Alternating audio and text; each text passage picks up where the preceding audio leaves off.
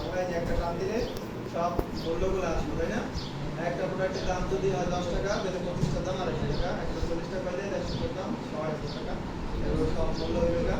এবার এখানে এই জায়গায় লিখবেন নেট এত সময় ভিডিও করে গেছি এটা শিখতে লাগে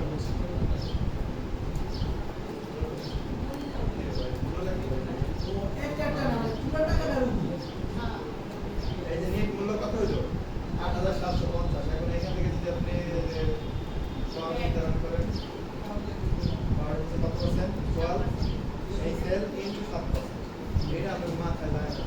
এই গুলা কিছু লইয়া কি এই আপনি বাই করবেন কি এটা আমাদের বাবা বলছে আমরা এই ভাই বুঝছে এমনি বাই এখন এই যে আপনি নিট মূল্য এখানে দিলে পরে এখানে দিলে নিট মূল্য দিলে কিবোর্ডটা নিয়ে এলেন দিলে আপনি কিবোর্ডটা ফেললেন ফেলে দিয়েছে